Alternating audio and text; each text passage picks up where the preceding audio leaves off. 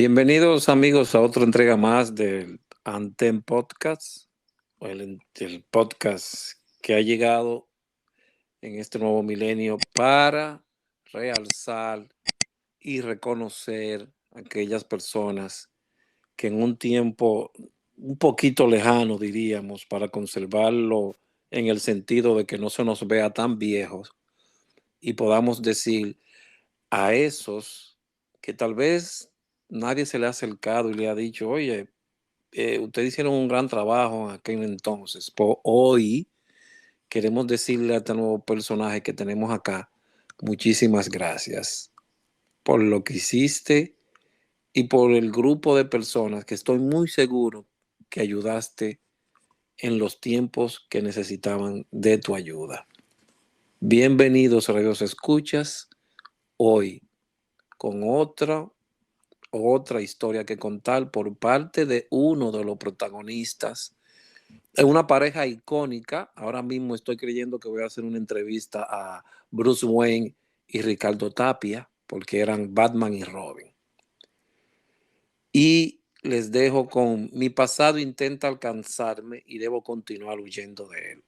Es la única forma en que puedo vivir, según dicen algunos. Pero seguimos creciendo. Bienvenido Francisco Javier Díaz, algunos lo conocen como Javier, un entrañable amigo de todos nosotros que tuvo mucho tiempo dentro de las estepas de las flores, tratando de hacer lo mejor por el común, por la comunidad. Bienvenido, cuéntanos sus historias, Javier. Muchas gracias, Aldrin, y gracias a todos por escuchar. La verdad que es una bonita reconexión con ese pasado que tenemos todo en común. Para que lo sepas, para que lo sepas. Hogando. Adelante, me toca a mí ya. Sí.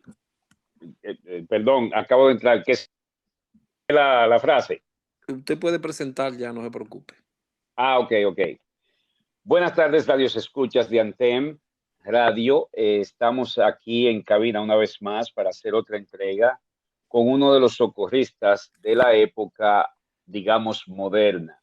Hace un tiempo, en una discusión con un entrañable amigo, hablaba de las épocas de la Cruz Roja y la comparaba con los periodos de la música. En la época moderna no es que sucedió ayer, la época moderna como la época moderna de la música sucedió hace bastantes años. Esta persona es de los más jóvenes que llegó, podríamos decir tal vez la última camada antes de nuestro egreso por el Patio de las Flores, pero su tiempo no fue condicionado por él, sino por múltiples ocupaciones que tenía en ese momento. Ha sido uno de los socorristas que más lejos ha llegado, literalmente, pues su ocupación le permite trotar el mundo, vuelvo y reitero, literalmente. Tuvo grandes contribuciones durante su paso por dicha institución y ha sido siempre muy bien querido por todos porque es ese tipo de personas, se deja querer y es bastante agradable estar en su compañía. Mi querido amigo, hermano, compañero, Francisco Javier Díaz. Adelante. Muchas gracias, comandante Hogando. Yo sé que usted no le dice que no le gusta que le diga comandante, pero... Comandaba antes. Es una reacción natural. También le agradecía a Aldrin, que ustedes todos fueron como parte de mis mentores. Y gracias a todos los radioescuchas que están y una linda reconexión con el pasado que tenemos en común. Que no es pasado, es simplemente aquello, vaya, hay algunas cosas del pasado que cuestan bastante dinero y por eso nos aferramos tanto a él. Siempre lo he dicho, cualquier carro bastante antiguo ahora mismo cuesta un dineral. Javier, ¿cuándo empieza tu tiempo de vida? No en la Cruz Roja, tu tiempo de vida. ¿Cuándo empieza el primer capítulo? Bueno, yo nací en el año 83, en el mes de abril. El otro día escuchaba a Raúl González Pantaleón, que también es de abril, no sabía eso. Así que... Un mes peligroso, ¿eh? muy peligroso. Nací en la capital, soy hijo de don Francisco Díaz, que toda su vida fue comerciante, y doña Cherlín de la Rosa, que era artista, era cantante, y ellos eran dueños, bueno, mi papá cuando yo nací era dueño de lo que en esa época era el restaurante El Gaucho en el Malecón, que los Oh, que son un poquito más antiguos que yo se recordarán de eso. creo que un poquito. ¿Eso en qué lugar de la capital fue que? Eso estaba en el Malecón al lado del Cine Triple. Ok, yo sé dónde, pero ¿dónde tú pasaste Entonces yo, tu niñez? sí, yo nací, mi papá alquilaba arriba del restaurante un departamento y cuando nací, pues ahí viví de pequeñito y mi mamá era la cantante, mi tío era el pianista y mi otro tío era el sonidista. Entonces yo bajaba de chiquitico y me metía en la cocina con los camareros, entre las mesas. En esa época vivía con nosotros también Nelson de la Rosa, el chiquitito. No Eh, way. sí, Nelson, su familia, era una familia pobre y lo llevaban al malecón como a hacer show y a pedir y eso. Y mi papá lo conoció allá lo contrató como figura para cantar y para bailar ahí en el restaurante, ¿verdad? Y entonces él se mudó con nosotros y yo de chiquito pues andaba con Nelson. Ok. Sí, Y, sí, Todos recordamos esa pintoresca figura. Por un momento claro, creí que era familiar tuyo, pero sí, ¿quién puede olvidar a Nelson? claro. Nelson, inclusive el apellido de la Rosa, no, la familia de él no es de la Rosa, fue mi mamá que le dio ese apellido. Eh, Ah, sí, entonces, nada, yo crecí ahí, mi niñez, luego nos fuimos mudando y eso. Mi mamá y mi papá se divorciaron, mi papá se fue a Nueva York y yo crecí básicamente, o sea, con mi mamá, luego se casó, tuve mi padrastro, etcétera. Y mi niñez fue ahí en la capital. Eh, Así que ahí es donde comienzo. entonces, ¿cómo te acercas a la parte altruista? ¿Cómo nace el Javier el altruista? Bueno, yo diría que del lado de mi padre, eh, creo que tengo esa vena. Mi abuela, doña Generosa Ferreira, ellos son de Sabana Iglesia, Santiago. Mi abuela era la persona principal en Sabana Iglesia en esa época, porque ella tuvo 9 hijos y ella quería que todos fueran sacerdotes y monjas, ¿verdad? Y de ahí salieron 3 tías monjas y bueno, mi papá y mis tíos estuvieron todos en la escuela para el sacerdocio, pero ninguno terminó. Pero esas 3 tías monjas fueron directoras de colegio, fueron directoras de programas de la iglesia, etcétera.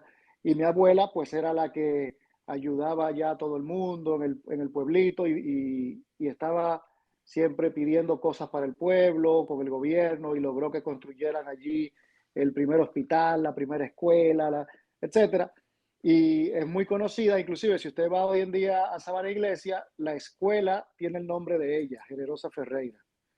Entonces yo crecí, cuando iba donde mi abuela, pues vivía en ese mundo de estar siempre, la casa de mi abuela estaba siempre llena de gente, se cocinaba para 10 o 15 personas, que siempre la gente pobre iba allí a comer, etcétera. Entonces yo aprendí a dar la misa y me sabía todas las cosas de la misa. Y mi abuela feliz conmigo porque ella pensaba que yo iba a ser sacerdote. Pero a mí lo que me gustaba era como la parte teatral de la misa, ¿no? Estar dando la hostia y todo eso, pero no que me interesara ser sacerdote. Entonces me hice muy social en ese sentido porque siempre estábamos rodeados de gente allí. La casa de mi abuela queda detrás de la iglesia y ella era la que pintaba la iglesia, la que la decoraba, recibía a los sacerdotes cuando venían, etcétera. O sea, todavía al día de hoy están muy conectadas físicamente con la iglesia. Ella ya murió, pero la casa está ahí y ahí está mi tía y todavía ese es cómo se hace. Ok. ok. Una pregunta ahí, Javier. Previo a tu ingreso a la Casa de la Rosa, ¿pasaste por alguna otra institución o grupo o algo por el estilo? No, yo diría, mi tía, Sor Salomé, era directora del Colegio Quisqueya, ahí en la 27 con Núñez, eh, y yo ingresé de chiquitito al Quisqueya, y me crié allí y sí hice actividades que tenían allí con la iglesia, etcétera, pero no nada fuera del colegio. La Cruz Roja ya fue mi primera institución fuera de ese mundo en la que participé. Ok, ¿dónde se une esa pareja icónica? Ustedes estaban unidos anteriormente, ustedes, Eddie Luna y tú, porque Eddie Luna, sí, exacto, mira, vamos a mantener el nombre técnico callado por ahora. sí, sí. Eddie Luna y yo éramos vecinos, ¿verdad? Entonces, dentro del grupo, nosotros vivimos en un residencial, ahí, Residencial Plaza Independencia, es un residencial que tiene 13 edificios. Entonces, eso estaba lleno de muchachos ahí, éramos como 30 o 40 muchachos y de todas partes, de todos los estratos sociales. Y Eddie era vecino mío, pero teníamos intereses muy parecidos. Nos interesaba la geopolítica, nos interesaba la ciencia, éramos como los nerds del grupo, ¿no? Ok, Entonces nos hicimos muy amigos y nos gustaba la aviación a los dos. Yo diría que más a mí que a él la aviación le fue, ese mosquito le picó después que comenzamos a hacernos amigos y eso. Y bueno, y así llegamos juntos a la Cruz Roja. ok. Ahora veo por qué encajaron tan fácil en la Cruz Roja, porque en la Cruz Roja éramos igualitos de nerds, de geeks, todo el mundo siempre tenía un tema ya de geopolítica, ya Así es. de ciencia, y siempre había que discutir algo, siempre había un tema nuevo. Por eso Sí, veo Claro, ahora qué tan fácil se les hizo esa transición, ¿no? sí, sí, sí, claro, claro. ya me doy cuenta que el 28 no quedaba para allá, quedaba aquí en Miraflores. Ya me doy cuenta. Bueno, Muy cierto. y nosotros llegamos a la Cruz Roja, la historia de cómo llegamos a Cruz Roja es, éramos dos muchachos, Eddie me lleva a mí creo que 2 años, yo tenía en esa época, nosotros llegamos en el año 96, yo tenía 13 años y Eddie tenía 15, 16, una cosa así, y recuerdo que era un verano que andábamos buscando qué era lo que íbamos a hacer, el nuevo invento, ¿verdad? Y dijimos, coño, vamos a meternos a hacer curso de primer auxilio, no me acuerdo por qué dijimos eso. Y fuimos a la defensa civil, ahí en Gascue.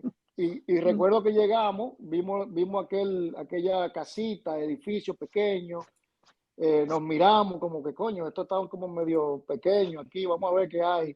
Entramos y no había nadie, solo había una persona en lo que me imagino que era el área de radio o algo así, eh, y estaba aquello desierto y preguntamos, mire, pasé el curso de primer auxilio. Me dijeron, bueno, ustedes como que se anotan en una lista y cuando haya algo le avisamos. No hubo como nadie que nos recibiera, nos dijera nada. Y dijimos, compadre, aquí como que no va a haber movimiento y nos fuimos. Eh, y luego, como 1 o 2 semanas después, coincidencialmente, Eddie se me aparece en mi casa con un boleto de que estaban rifando un BMW en la Cruz Roja o para la Cruz Roja. Un carro, creo que era en Plaza Central que estaba el carro, pero era para donarle dinero a la Cruz Roja, pues estaba conectado con la Cruz Roja. Entonces Eddie me dice, coño, mira, ahí están donando un BM, ahí hay dinero, vamos para allá. Y Oh, efectivamente, no fue lo altruismo. no, vamos para allá, que ahí por lo menos va a haber algo, porque en la Defensa Civil no había nada, era una persona sentada allí sola y no nos hizo ni caso. Entonces cogimos para allá, para Miraflores, y cuando entramos, efectivamente, un edificio grande, lleno de gente, movimiento, entrenamiento y vaina, y nos miramos y dijimos, sí, aquí sí hay movimiento. Y inmediatamente, Déjame sí, explicar, porque no es ánimo de horadar ninguna institución ni ninguna afiliación. Era la época en que esa institución se activaba igual que el plan de emergencia cuando había algo. Si no había nada, era precisamente eso, un skeleton crew de tarde o de noche. En la mañana sí habían unos funcionarios, estaban los jefes de brigada, el jefe de esto, el jefe de aquello. Pero creo que desde que daban las 2 de la tarde, como también era en el patio de las Rosas, ya se iba prácticamente todo el mundo. Fue solo en la época contemporánea que esto cambió en casi todas las instituciones. Siempre había un personal de planta, pero otrora, hermano, eso era una desolación casi en todas las instituciones. Sí, ¿no? Y también creo que en la Cruz Roja, por el hecho de que el banco de sangre está ahí, pues hay más movimiento.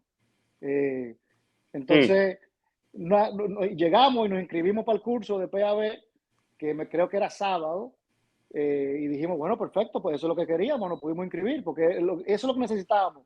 Alguien que nos recibiera, nos inscribiera para el curso, nos dijera cuánto era y vengan tal día. Y así fue. Y entonces llegamos al curso y nuestros instructores fueron César Camaño, ¿verdad? Qué figura, qué figura, qué figura. César Camaño y andamos detrás de su pista para convencerlo de que nos dedique una hora. Ah, pero Camaño es un personaje. César Camaño y Estefan Candelario y Carlos Zapata. Ay, qué trío, mi hermano, Sí, qué trío. Camaño era el instructor principal y los otros dos eran como el asistente, no me acuerdo. Monitores. Los monitores, exacto. No, y el curso fuimos como 30 personas, una cosa así. O sea, eso era lo que nosotros buscábamos. Una estructura ya hecha, formada, donde unirnos y darle para allá. Y efectivamente, inmediatamente comenzamos a averiguar. Entonces, a mí me dijeron por mi edad que yo tenía que irme a Juventud. Pero. Y Eddie Luna también, seguro. Y Eddie Luna también se supone que por allá que iba. Pero cuando fuimos a Juventud, vimos que aquello era como más de actividades juveniles. Y nosotros lo que queríamos era socorro, nosotros lo que queríamos era acción. Y comenzamos a buscándola para quedarnos en socorro, ¿verdad? Y ahí comenzó nuestro tiempo en Cruz Roja, muy chiquito, muy muchachito. ¿Y cómo ustedes hicieron la transición para socorro si no podían por la edad? Mire, yo creo que con el tema del PAB, luego de eso, no recuerdo cómo y logramos quedarnos como voluntarios en socorro. Yo sé que en ese tiempo ya la UNEM se estaba formando o venía ya como en proceso y entonces dijimos, bueno, queremos meternos en la UNEM. Pero el tema de la edad seguía siendo el problema. Y así mismo como escuché que le pasó a Raúl, ¿verdad? Entonces recuerdo que me pidieron una carta de mi mamá autorizando para que yo pudiera ir. Y entonces mi mamá de una vez me hizo la carta y yo la llevé y me dieron como un permiso como especial para hacer los cursos, creo que era, pero no podía hacer los servicios, no me acuerdo, algo así. Entonces yo comencé a hacer los cursos, pero no podía hacer servicio. Y creo que a los 15 fue que me dejaron comenzar a hacer los servicios. Entonces fue como que te puedes entrenar, pero no puedes venir a montarte en ambulancia, a andar jodiendo en el medio así todavía. Y bueno, creo que a los 15 ya fue cuando quería entrar a la UNEM y ahí recuerdo que hubo como una cierta discusión entre Irving Jorge y Dorian Félix. Irving era en ese momento el director de la UNEM y Dorian decía que había que ser mayor de edad. Entonces, recuerdo que Irving fue el que más o menos me tomó como su pupilo en ese momento y ayudó a que yo pudiera quedarme y convenció a Dorian. Que para mí fue algo grande porque yo quería mucho ser de la UNEM y el entrenamiento de la UNEM, etc. Y bueno, y ahí me quedé y pude entrar. ¿Y tu compañero lo dejaste en esa trayectoria? Entonces, ¿qué pasa? Yo le envenené la mente a Eddie con el tema de la aviación y entonces en República Dominicana no había mucha aviación, no había mucha forma de llegar y una de las únicas formas de llegar era la Fuerza Aérea. Entonces, yo hablaba de que yo quería ir para la Fuerza Aérea, etcétera, y Eddie también, pues se fue metiendo en ese mundo. Tenemos un amigo también del barrio, Pavel Martínez Arias, que le llevaba a Eddie como 1 o 2 años más, y ese entró a la Fuerza Aérea, y entonces ya Eddie le siguió los pasos, y cuando se graduó del colegio, pues entró a la batallita. Y yo me quedé entonces en la Cruz Roja. Porque esa fue la razón por la que Eddie Luna como que se desapareció un tiempo de allá. claro, sí, no, claro, Eddie ya después estaba en la batallita y duró. Y lo bonito del caso es que él entró a la batallita y en menos de una semana se dio cuenta que a él no le gustaba la guardia. Y entonces me dice, oye, a mí no me gusta esta vaina, pero ya yo entré. ¿Y entonces qué hizo? Siguió.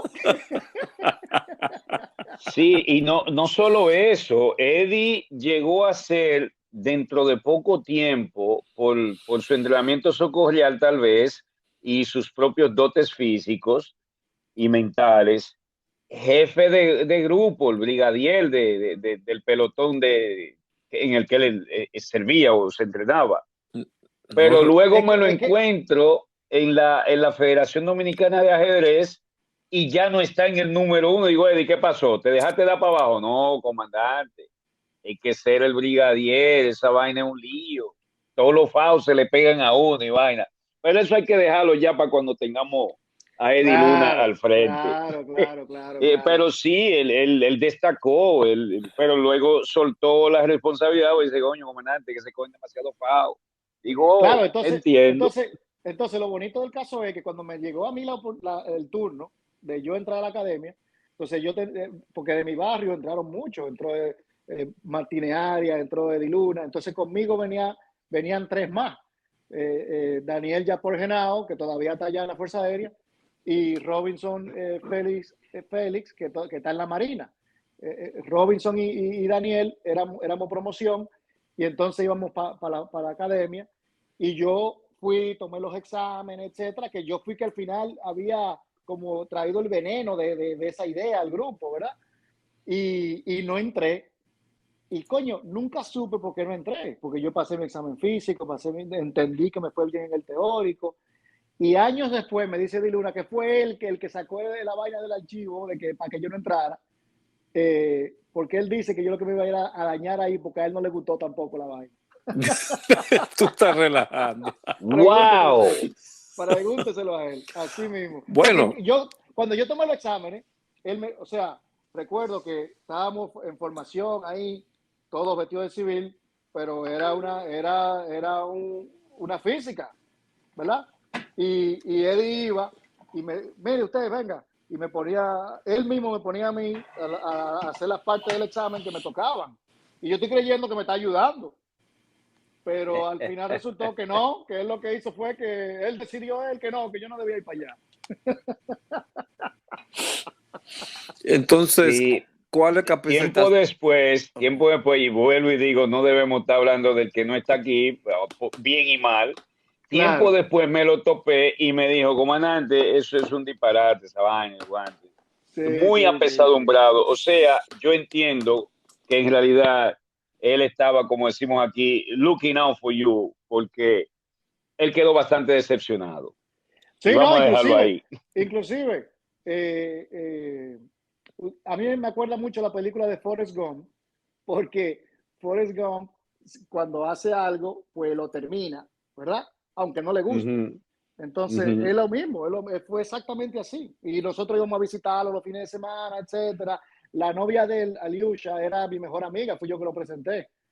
Y Aliusha iba y le llevaba las cosas, lo acompañábamos, etcétera. Entonces, al final, fue más como el hecho de terminar lo que comenzó que Sí. el tiempo. Pero bueno, como usted dice, ya eso quedará para después. Eso es Lo, un gran abrazo a Eddie Luna. Buen sí, muchacho, buen sí, muchacho. sí, sí, sí. Entonces, Javier, pero cabe destacar que antes de que Eddie se fuera, fue que pasó el huracán George.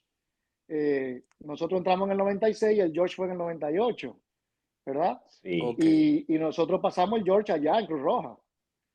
Que por cierto, cuando íbamos para el George, A nosotros, creo que nosotros éramos ya, yo tenía 15, yo podía hacer servicio, Eddie tenía como 17, 18, y entonces se nos activó, se nos dijo que teníamos que ir, y yo le dije, bueno, pues vámonos, y él me dijo, no nos vayamos uniformados, vámonos con ropa de civil y con la ropa en el bulto, porque si pasa algo en la calle, vamos a tener que meter mano y se va a complicar la llegada. Y yo le dije, mira, porque ya están cerrando las carreteras, vámonos uniformados porque cualquier vaina podemos llegar. Y cogimos una guagua pública y subiendo la Gómez, porque era Independencia con Gómez, coño, ahí mismo frente a la UCE, creo que se llama, chocaron a una señora. Qué barbaridad. Y Eddie nada más me mira y me dice, tú ves, te lo dije. Te lo dije. Y nos bajamos, estabilizamos el paciente, llamamos a Cruz Roja, vino una ambulancia, nos llevamos para el Darío, y en el Darío fue que nos comenzaron las ráfagas de viento del huracán. Javier, en tu tiempo allí, ¿cuáles capacitaciones tú tomaste? Bueno, yo tomé PAB, ¿verdad? Y luego comencé la cadena de cursos para llegar a la UNEM. Tomé FOBAPES, tomé PAA, BTLS, creo que ACLS. En aquella época llegaron las ambulancias de España y el curso aquel que crearon, UAVE. UAVE era que se llamaba, ¿no? Manejo adecuado de vehículos de emergencia. Sí, ¿quién fue el instructor de ese curso? Yo creo que eso fue Julito, que lo armó, ¿no fue? Creo Julito que de sí. Peña. Creo que sí. Sí. ¿Qué más tomé? Creo que tomé también evaluación de daño, pero ya se fue después. Dan. Y ya, eso creo que eso fue. Por ahí tengo una lista, porque antes de irme de Cruz Roja, yo pedí que me hicieran una lista de todos los cursos que yo había tomado y que me lo estamparan y firmaran. Que hablando con Julito el otro día, con Julito de Peña, él me decía, coño, yo no tengo muy pocos récords de mi tiempo en Cruz Roja. Y yo le dije, yo aprendí de ustedes y yo hice todos mis récords antes de irme. De esas capacitaciones, ¿cuáles de todas en verdad te tocaron? ¿Te tocaron y te sensibilizaron realmente? Yo diría que FOBAPES es la formación básica, ¿verdad? Eso fue, recuerdo que conmigo estaba en FOBAPES, creo que Florencio o Estefan, uno de ellos dos, estaba Laura Carvajal, me acuerdo de ella. Por ahí estaba Michelle Galea, porque esa también Michelle era, Galea, esas eran claro. dos parejas también ahí. Sí, y bueno, Hochi Smester, bueno, estábamos ese grupito ahí, bueno, el Kaki, David. Sí, David, pero no me recuerdo el nombre, el apellido. David Hernández. David Hernández, exacto. El Kaki, exacto. Junior Sención. Sí, bueno, ese grupo. FOBAP es muy importante y creo que... Ese fue el que... Sí, y bueno, ya en la parte médica, PAA, creo que es lo básico de lo que es la parte ya avanzada de emergencia médica. Y a mí me gustó mucho el ACLS. ¿Con qué instructores tú tomaste ese? Porque es un cursito bien avanzado. Sí, ACLS yo creo que fue de Peña o Alejandro Báez, puede haber sido, que lo daba. No recuerdo. Sí. Creo que fue Báez que lo dio. No me yo tengo por ahí el certificado, tengo que buscarlo. Pero sí, esos fueron los cursos que yo me acuerdo así que más me gustaron y me impactaron. Ese fue lo que más te impactaron. FOBAPES, ok. PAA y ACLS. PAA y ACLS. ¿Y por qué? Porque son cursos más avanzados y llevaban más estudio, más esfuerzo mental que otra cosa. Claro, porque la idea de nosotros de Cruz Roja era esa. Éramos nerds. Entonces queríamos aprender, o sea, queríamos estar más allá siempre. Entonces, al tomar estos cursos avanzados que era muy difícil, no sé si lo daban en otro sitio, pero no recuerdo escuchar que lo dieran en otro sitio, y nosotros no estudiábamos medicina, ni queríamos estudiar medicina, pues era como que lo más avanzado que uno podía hacer sin llegar a ese nivel ya de meterse a estudiar medicina o ser enfermero o algo por el estilo. Entonces, queríamos ir más allá. Y si hubiera habido algún curso más avanzado de ahí, lo más probable lo hubiéramos tomado también. Claro que sí, porque, bueno, ese yo creo que es el tope. El tope real era, bueno, en aquel entonces era BTLS, que es soporte básico de trauma, soporte Sí, básico de vida en trauma. en trauma, Creo sí, que ese, bueno, y después llegó ACLS, que era, exacto. ese era soporte de vida avanzado. En El AC Para casi, paciente coronario. en claro, sí, paciente coronario, exactamente. en Sí. Sí, español, porque en sí, español, llevándolo al español. así es. Entonces te sentías bien por los estudios, porque la adrenalina venía con el estudio para ti. Exactamente. De verdad, uno se sentía que estaba sacándole el provecho a lo que fue a buscar allí. Ok.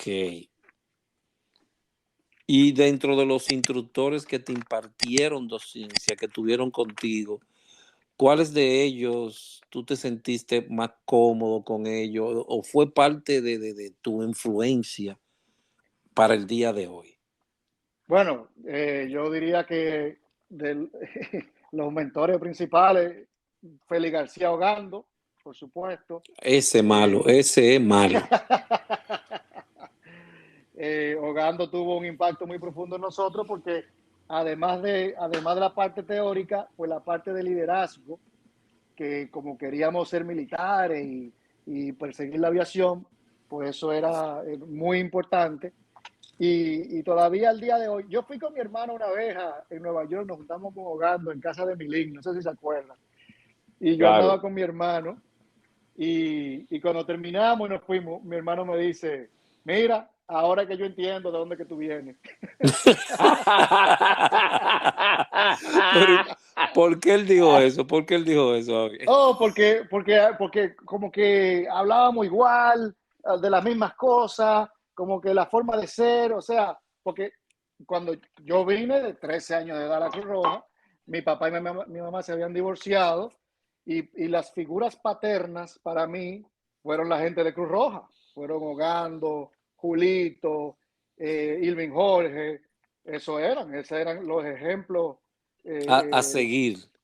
a seguir, exacto. Entonces, mi hermano ahí fue que él me dijo, no, no, ya yo entendí de dónde que viene la vaina.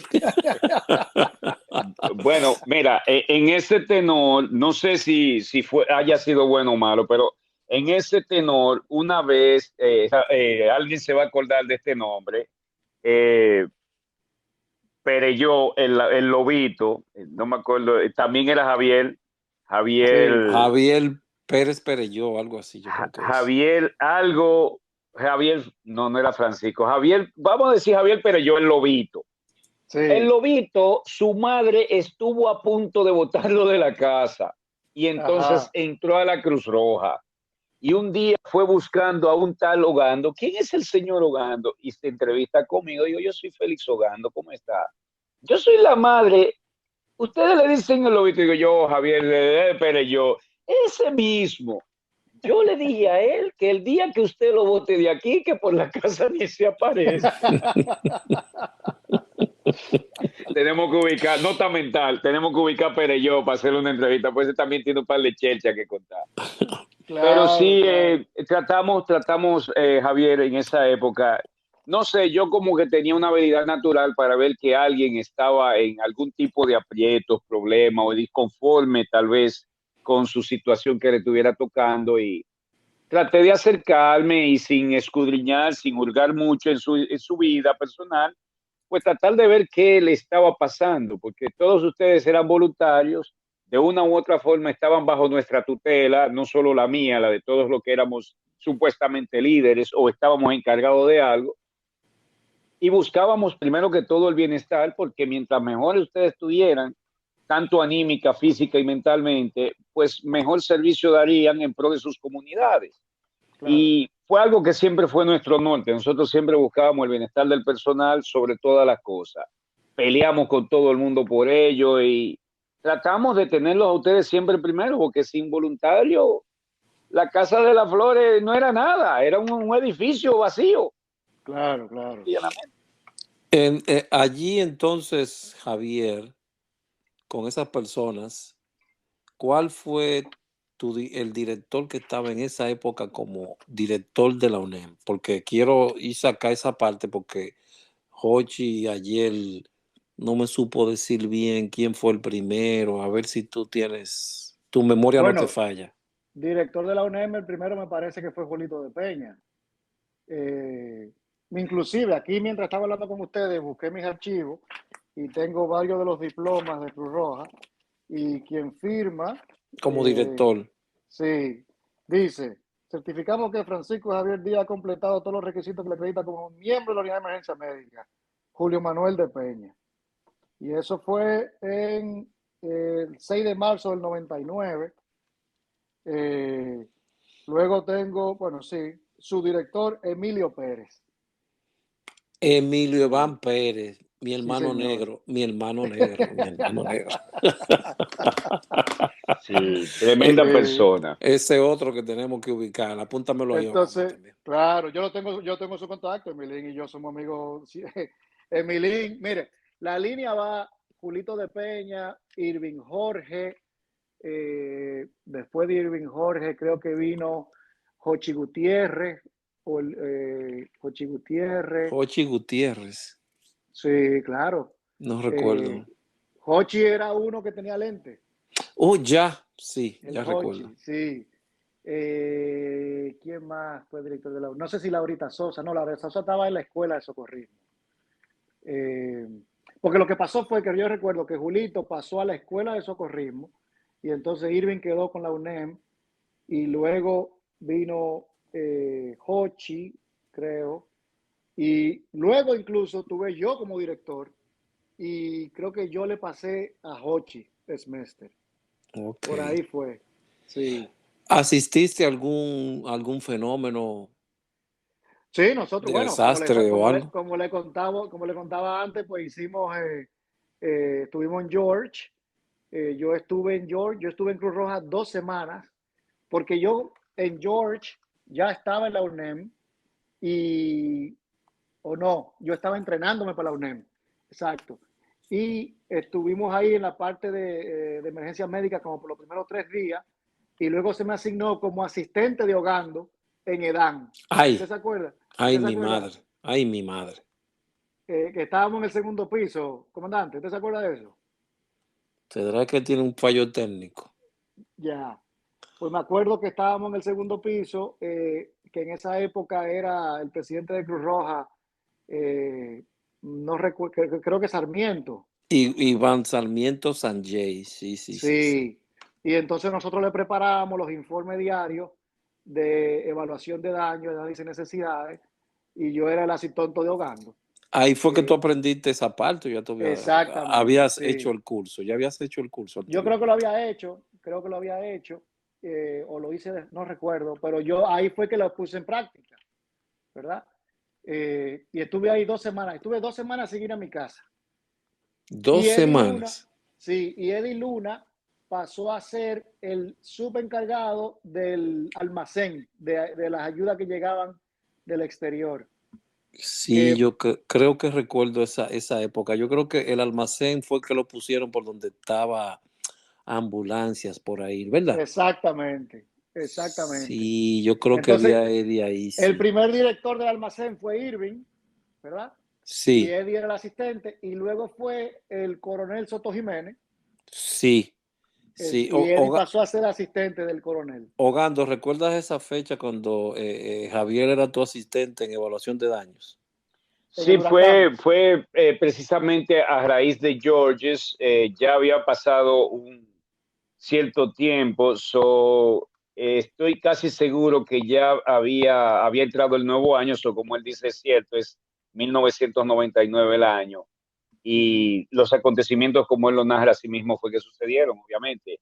Eh, Luego llegó Fernando Bendec, delegado colombiano, que no me hagan hablar, para mí no sabía un carajo de esa vaina, perdón, se me zafó. Pero sí, así como él dice, fue que sucedieron los acontecimientos. Pero, ¿y por qué tú elegiste a Javier como asistente? Bien, Porque Javier, te conozco. Dime a ver. Javier, pese a su juventud, tenía un carácter y una personalidad egregia, muy seria.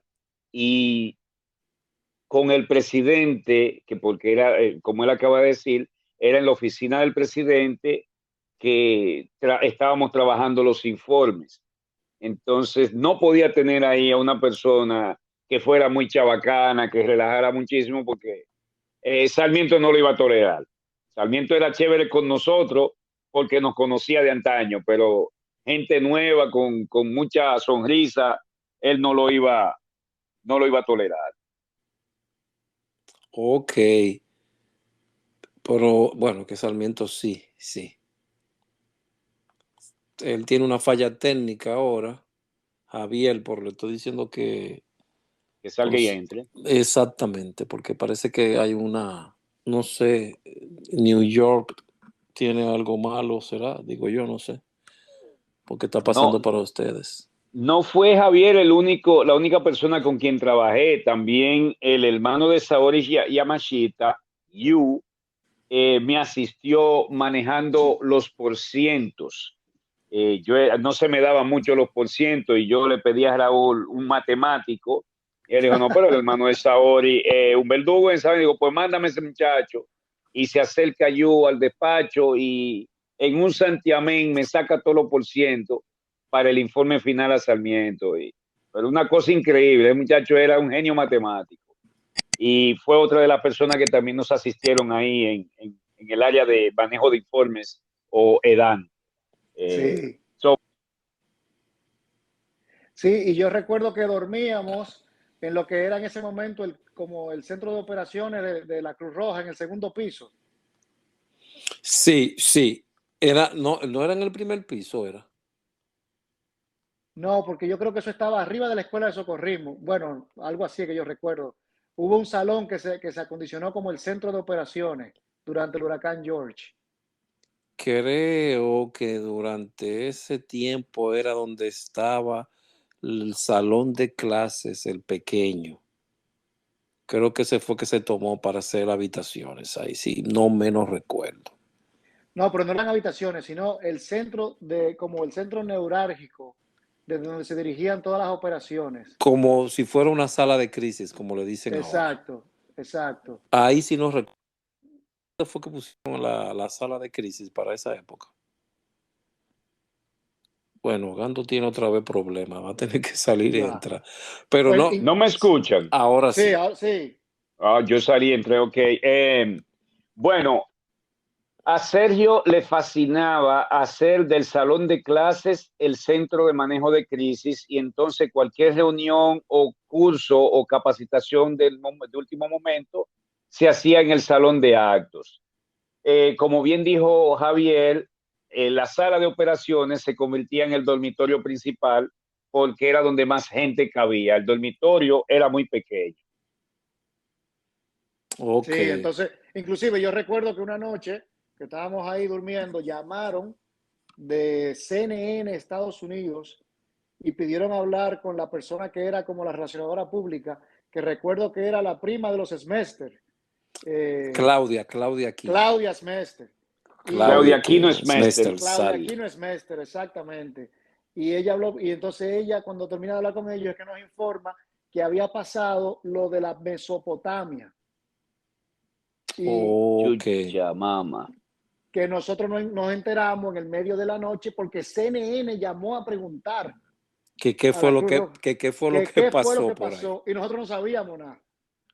Mi madre. Sí, Eso fue un desastre dentro del desastre que ocasionó otro desastre. así es, Yo así prefiero no es. hablar de eso porque sé que voy a lacerar a muchas personas. Sí, sí. No puedo hablar de eso, no puedo hablar de eso, no puedo hablar de eso. Javier, en esos, estuviste en la parte operativa, administrativa, en la oficina. ¿No llegaste a estar en el terreno directamente, en contacto con Bueno, las después del personas? huracán, creo que el mismo día del huracán en la noche, eh, el comandante Ogando me dice, Llavero, oiga bien, porque me decían llavero, me decían de apodo. Usted tiene que salir a buscarle la batería humana al personal. Váyase en la Alfa 23, creo que fue que nos fuimos, que era la ambulancia Toyota aquella. Javier, un momentico. Sí, Radio se escuchas, batería humana quiere decir comida para la todo el comida, personal que estaba ahí. Sí, porque no van a entender, ¿me entiendes? claro. Entonces, yo le digo, comandante, pero está todo cerrado, acaba de pasar el huracán. Mire, resuelva. Perfecto. Y No me dé entonces, excusa, deme no me dé excusa. resultado. Claro. Y entonces, ¿cuántas comidas son? 55. Ok. Y salgo yo en la Alfa 23 con el chofer a dar vuelta por la ciudad. Y lo único que encontramos, creo que se llama Pícalo, un hamburger que hay en la Lincoln. O en la Lincoln, o en por ahí en la zona céntrica. Que yo vi una fila de gente y me paré. Y le digo al chofer, ¿qué tú crees? Me dice, bueno, mira a ver. Y yo hago mi fila, ahí, uniformado. Y cuando llego a donde el tipo le digo, dame 55 hamburgues para llevar. Se le doblan la pierna. Tú estás trabajando.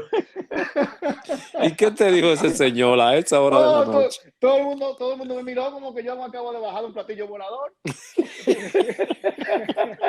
¿Cómo llega este tipo de Cruz Roja en una ambulancia? Pide 55 hamburgues para llevar. Y entonces me dicen, bueno, párate ahí, amiguito, espérate. Y atendieron a la gente que estaban ahí y después el tipo comenzó a tirar hamburgues y duró como una hora haciendo hamburgues y yo llegué a mi Cruz Roja con mi misión cumplida. Ahí están las 55 baterías humanas para el día de hoy. Ok, pero nunca tuviste contacto con las personas afectadas, con los No, porque la realmente UNEM, afectados. al final, la UNEM no salió en el huracán. Yo recuerdo, o sea, las labores de la unidad de rescate sí, sí salieron. Recuerdo que durante el huracán, recuerdo que estábamos durmiendo en la Escuela Nacional de Socorrismo. Ahí fue, me acuerdo de Laura Carvajal, allá estaba Iván Gómez, me acuerdo de Iván Gómez, que no era de la UNEM, pero que para el tema del George nos lo asignaron, ¿verdad? Uh-huh. Julito de Peña, Irving, Emilín, pues estábamos ahí en la Escuela de Socorrismo, pero no, al final no llegamos a salir, no hubo ninguna emergencia que saliéramos como tal, porque estaban todas las vías cerradas, inundadas, etcétera, y quienes estaban en la calle eran la gente creo que de la unidad de rescate. Entonces no hubo una emergencia médica como tal. Y por eso es que luego como que comenzaron a asignarnos otras tareas. Y yo terminé con el tema de evaluación de daño, terminé haciendo ese tipo de misiones como lo de la batería humana. Fuimos a un refugio, recuerdo que hicimos en un refugio, hicimos un censo y un trabajo de análisis allá. Ediluna, como digo, terminó trabajando en el almacén de las ayudas. Irving Jorge era el director del almacén y Ediluna era el asistente, ¿verdad? Entonces terminamos haciendo otras tareas que no fueron emergencia médica. Bueno, es casi lo que se hace ahora, pero Ogando se diría entonces que esos fueron los primeros pininos en cuanto a lo que se le conoce ahora como gestión de riesgo y donde se puso de manifiesto todo aquello aprendido en EDAN, en manejo de albergues y todo eso. Te voy a dar toda la razón 100%. Solo voy a decir un par de cosas que son a título personal. Primero voy a echar un poquito para atrás. Quiero darle un espaldarazo a Iván Ernesto Gómez Carrasco. De no haber sido tronchada su carrera socorrial, Iván Ernesto tenía todas las cualidades para convertirse en uno de los primeros supersocorristas. A Iván solo le faltaba agua. Iván era de rescate. Iván tenía primer auxilio avanzado aprobado. Iván iba perfilándose de una manera que daba miedo. Realmente te lo voy a admitir.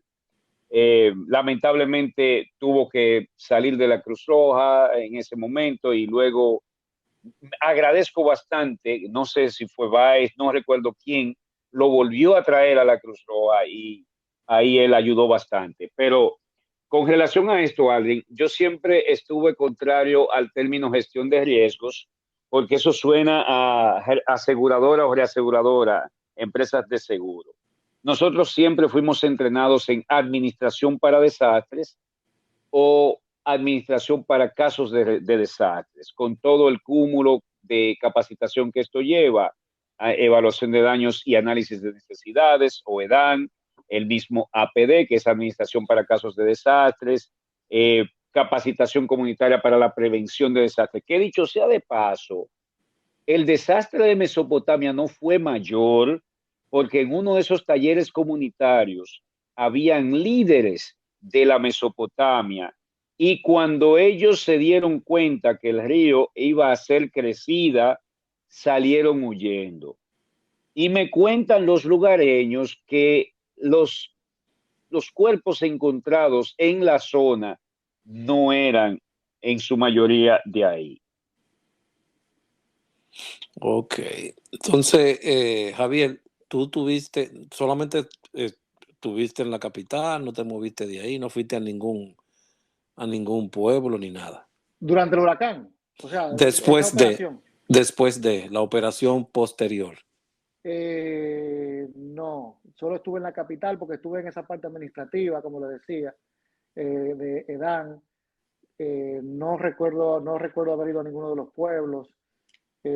Pero ahora mencionando eso, uno de los cursos que también me tocó mucho, que no lo recordaba antes, fue aquel que hicimos de rescate de montaña para la UNEM. No sé, que fuimos con Raúl González, Hogando, y fue en la montaña esta de Villa Altagracia. Pero eso fue la caminata de Fobape, ¿no sería Hogando? ¿O esa No, es la no. caminata de Fobape? Ajá. Creo que el grupo de Javier no hizo caminata a la loma. Es cierto, en Novillero era que se hacía Sí, la práctica de búsqueda y rescate, sí, del curso básico de búsqueda y rescate. sí. Creo que entre Viner y unos cuantos más organizamos un cursito taller ahí, y luego se hizo una Sí. práctica ahí detrás de Novillero. Creo que a eso es que se refiere Javier. Claro, la que está ahí, que hay una cosa agropecuaria o Agrodelta. agrodelta, exacto, esa entrada, recuerdo, que entramos por ahí y duramos como 3 días caminando por atrás, por la montaña, y salimos por otro lado. Javier, a ti como a mí, tal vez, escúchame, a Sí. ti como a mí o como a todos, te debe de pasar lo mismo que nos pasa a todos. Cuando tú haces esas historias, la gente te cree. Bueno, en Te el caso pasa, ¿no, mío, verdad? Te mire, pasa.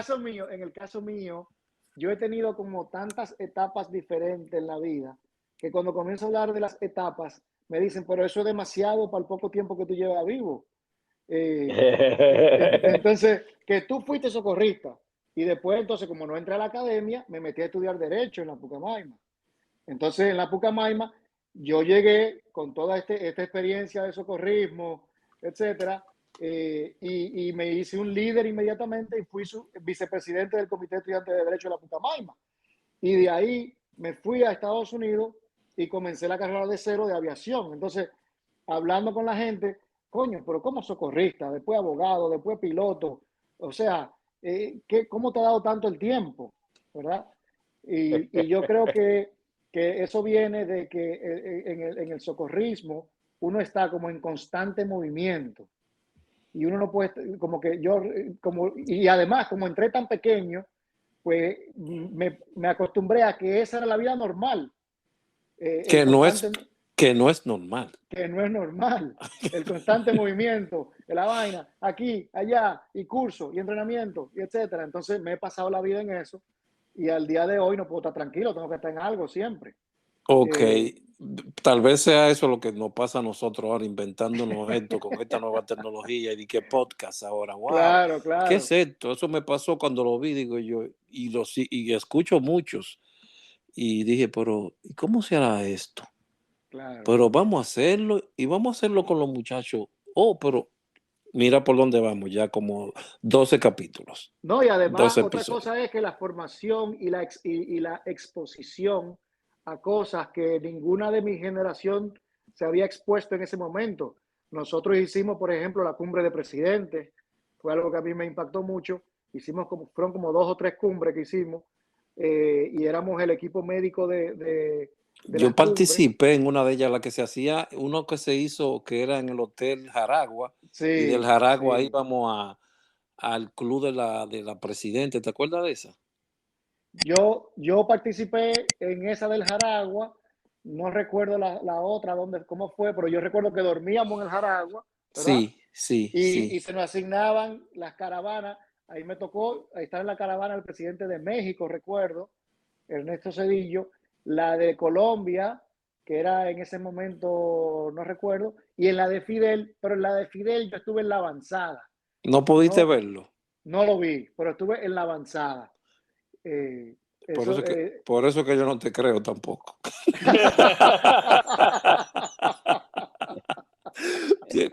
Oye, me pasa porque, bueno, tú, después uno siguió y siguió y siguió y me he sí, quedado sí, en la sí. natación y la práctica era todos los domingos ahí en la caleta y tú lo cuentas y la gente te queda mirando como, es que es imposible. Claro, ¿Cómo claro. que tú fuiste tantas cosas? No, no es ¿En qué mentira. momento? ¿Y cómo te dio el tiempo? Es que es Exacto. mentira, ¿me entiendes? Por eso te hago la pregunta, porque tiene bastantes vivencias, ha tenido muchas cosas y sé, por eso te digo, no es común. Pero Entonces, uno aprende como 4 o 5 cosas muy básicas, ¿verdad? Que entonces las replica en las otras cosas que uno hace. Por ejemplo, el tema del liderazgo, ¿no? El liderazgo es algo fundamental en todo, eh, en la vida familiar, en la vida profesional, en la vida voluntaria, etcétera. Y eso, a mí, donde yo aprendí eso fue en Cruz Roja. Y y es algo que se quedó contigo para tu eternidad. así es. Y es algo que hoy en día en mi trabajo es fundamental para ser exitoso. El tema estructural, o sea, el planeamiento de operaciones, la ejecución de operaciones, etcétera, eso se aprendió en Cruz Roja. Eso se aprendió en Cruz Roja. Y lo mismo, vuelve y se repite en las otras etapas que uno ha sido parte, ¿no? El trabajo en equipo. Óigame, yo recuerdo esos cursos de PAB, bueno, PAB, pero PAA más, BTLS, la estricación, la inmovilización del paciente, cómo la persona que es cabeza tiene que ir dirigiendo al resto del grupo. Hoy en día, en la aviación, eso es fundamental. Entonces, yo utilizo toda esa herramienta en mi día a día. Y Ok, eso nace todo en Cruz Roja. ¿qué hace Javier hoy día? Bueno, yo hoy en día soy capitán de aerolíneas en Estados Unidos. Vuelo para una aerolínea norteamericana que se llama Atlas Air. Es una aerolínea especializada en carga pesada. Y volamos a todo el mundo, todo el planeta. Y del lado altruista, pues fundé dos organizaciones sin fines de lucro para aviación, una aquí en Estados Unidos, junto a un grupo de capitanes dominicanos o capitanes de aerolíneas norteamericanas de origen dominicano. Ahí tenemos gente de American, de JetBlue, etcétera. Y en República Dominicana, una asociación de aviación general, que es la aviación pequeña de avionetas, eh, que también, como digo, es una ONG. Ah, Esas dos cosas son mi hobby. pues has seguido el trecho de lo que te llevaste de allí, de las flores, ¿eh? Así es, 100%. Bueno, Tomaste todo eso y lo sigues reproduciendo. claro, y como les decía, en el tema personal, el liderazgo, la organización, la planeación, la ejecución, todo eso es el día a día. Por ejemplo, en uno de los proyectos que tenemos ahora con la Asociación de Aviación General y esto de los capitanes es, estamos organizando para un politécnico en República Dominicana de aviación. Vamos a formar este politécnico para muchachos de bajos recursos y va a ser una asociación pública privada y ya se le presentó al presidente Abinader y le encantó la idea. Así Óyeme, que pero es verdad lo que te dijo tu hermano. Veo mucho de ahogando en ti. Qué barbaridad. sí, Hogando, sí, pero sí. ¿y por qué tú influiste tanto en ese muchacho? Uno no lo puede evitar, uno no lo puede evitar. Qué vaina, qué vaina. Sí, sí, sí. El- Hogando y Julito de Peña. Hogando y Julito de Peña fueron mis dos padres de Cruz Roja y Irving Jorge, el padrino que me ayudó a quedarme en la UNEM. The Little Boss, sí, yo tengo bastante que agradecer también a esas dos personas que has mencionado. Y cómo no, así como ustedes dicen que nosotros los influenciamos, muchas veces nosotros también copiamos, emulamos o aprendemos características de ustedes, porque de Claro, la misma forma que nosotros le llegamos a ustedes, ustedes nos llegan a nosotros, por eso los recordamos, por eso mantenemos el contacto y todo lo demás. O sea, claro. es mutuo, es mutuo. Y Eh, a mí me pasa, yo hoy en día, como les decía, como líder en mi tripulación, en mi grupo de pilotos, yo soy el capitán, ¿no? Tengo los primeros oficiales, los copilotos, que en mi avión pueden ser hasta 3. Y me pasa que me veo a mí mismo en esa época de Cruz Roja, pues dando instrucción, siendo el mentor, sirviendo de apoyo, etcétera, y uno reproduce eso mismo que con lo que nació y creció, ¿verdad? Fui instructor de vuelo, recuerdo cuando estaba haciendo el curso de instrucción de vuelo, se me parecía mucho, yo no fui instructor en Cruz Roja, pero al estar en el mundo de Ogando y de Julito, pues uno veía cómo era eso y se me pareció mucho a esa época también. Agarre esa Qué puerta, eso no bien. importa que se vaya a salir. Póngale tape. Sí, señor. Exactamente. Sí, sí. Oh my God. Esto es lo que queremos a todos los que nos escuchan. Esto es lo que queremos. No es interponer o extraponer edades o tiempo. Es simplemente recordar. Claro, Recordar y mostrarle a todo que existió algo allí que con poco se llenó de todo, pero se claro. llenó de todo y las personas que estuvieron ahí también se llenaron de amistad, se llenaron de hermandad y que es que continúa, aún estén por diferentes partes en el mundo. Y eso es lo que queremos recuperar, rescatar y fijarlo aquí en este medio digital como una prueba de que sí hubo un pasado y este es, escúchenlo. Y yo diría eh, que es un pasado que al final es el presente, porque estamos viviendo lo que aprendimos en esa época y repitiéndolo. No llevamos una Cruz Roja encima, pero llevamos eso dentro, ¿verdad? Entonces se sigue repitiendo. Bien, Javier, Cierto. quiero darte las gracias y vuelvo y te repito, esto es algo para demostrar y hacerte saber que muchísimas gracias, no por venir a este podcast, sino por lo que hiciste allí en Las Flores, por todas las personas. Esto es un reconocimiento a esa vida, a la que era pasado, pero como tú has dicho, es mi presente, porque la cosa que aprendí ahí la sigo utilizando igual.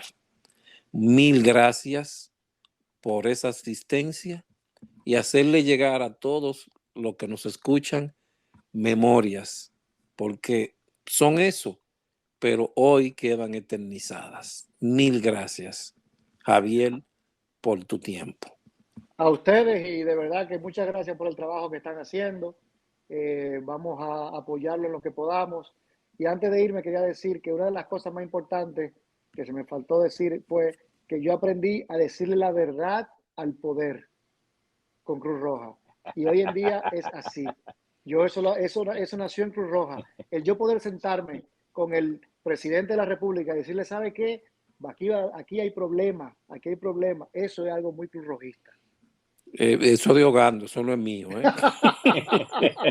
Ajá, ¿y dónde deja a Raúl? Porque a él se le olvidó mencionar a Raúl, pero también Raúl lo influenció. Ah, ¿Dónde bueno, Claro que dejan a sí, Raúl? pues ¿Qué está vaina claro la bien. que sí. tuya? Eso de ahogando de Raúl, eso eran sus comunistas. Ellos eran las personas Eh, que estaban en contra del mundo, o el Y déjeme mundo yo decirle que creía que estaban en contra de ellos. eso es importantísimo en mi carrera, porque yo parar un avión con 400 personas atrás, hay que saber muy bien con qué argumento usted va a venirle al jefe de que no podemos salir por esto o por lo otro. Y eso es así, eso lo ponemos en práctica todos los días. Bien por usted. Ahogando, ¿quiere decir algo? Ogando. Aló, Se cortó. Ahí No, está. ahora sí, Ogando, dime. ¿me escucha? Ujú. Ok, quería decir, si hubo algo que nosotros todos contribuimos a lo largo de los años con la nueva generación, con el relevo, fue precisamente eso, a no tenerle miedo a la autoridad. La autoridad se respeta, mas no se le puede temer.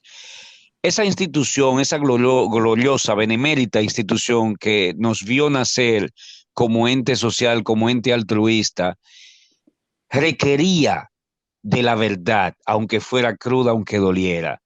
Y al enseñar a la generación futura que con la verdad no se debía temer, que la verdad no se debía eh, vestir, camuflar, ocultar o decirla a medias.